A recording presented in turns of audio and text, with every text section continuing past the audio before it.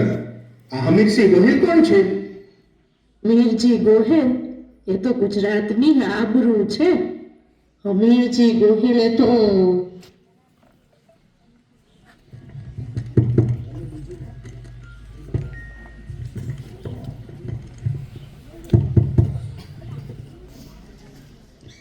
આખી વાતની શરૂઆત થાય છે. બાપ ભીમજી ગોહિલ પોતાના રાજ્યના 3 ભાગ કરે છે. હું મારા રાજ્યના 3 ભાગ કરું છું. દુદાજી, લાઠીની સંભાળ તું રાખજે. અર્જુનસિંહ, ગટારીના 11 ગામ તારા, ને બેટા અમીર, અમડિયાળું તારું. ખોબા જોડો હમઢિયાળો લઈને હમીરજી ગોહિલ તો ખુશ જ હતા, પણ વેરના બી રોપાય છે કુકડાની રમતથી.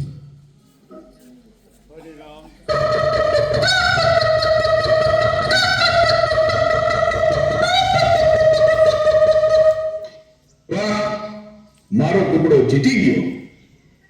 તારા કુકડાને લઈને મારા રાજ્યમાંથી વયો જા.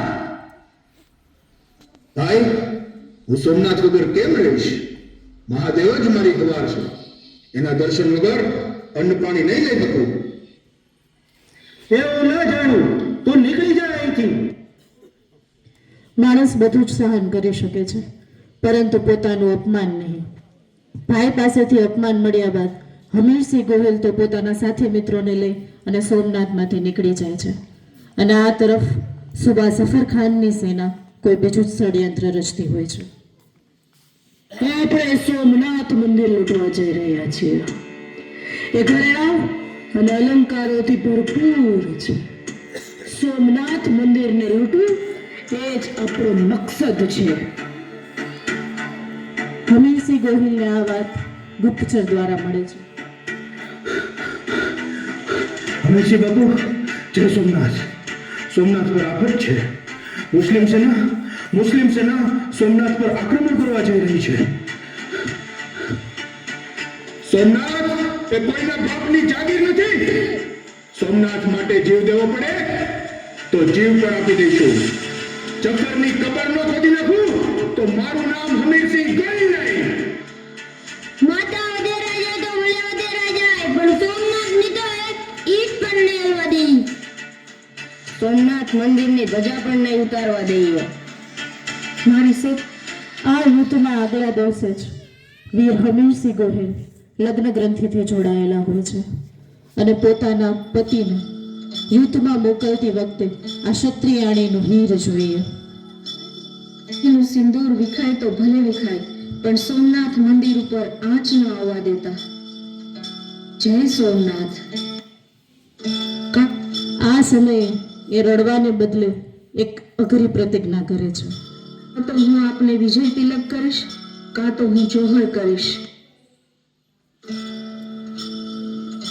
અને આખરે આવે છે યુદ્ધનો દિવસ. એક તરફ છે વીર હમીરસિંહની સેના અને બીજી તરફ છે સુબા સફર ખાનની સેના. આક્રમણ!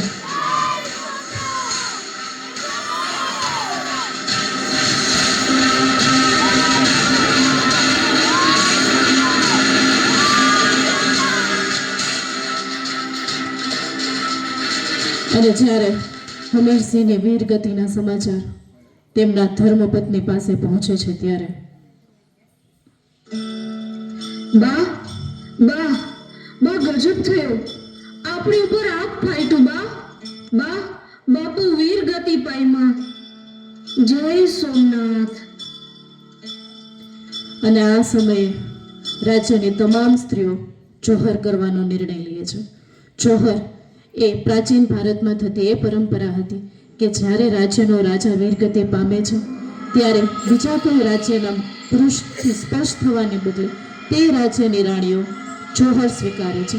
એટલે કે અગ્નિકુંડમાં જાતે સમર્પિત થઈ જાય છે અને જાતે પોતાની જાતને હોમી દે છે.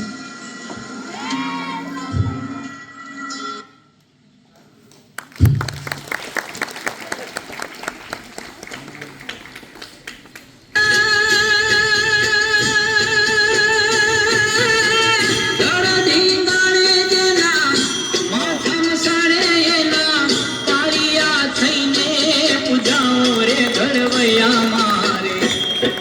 કરજે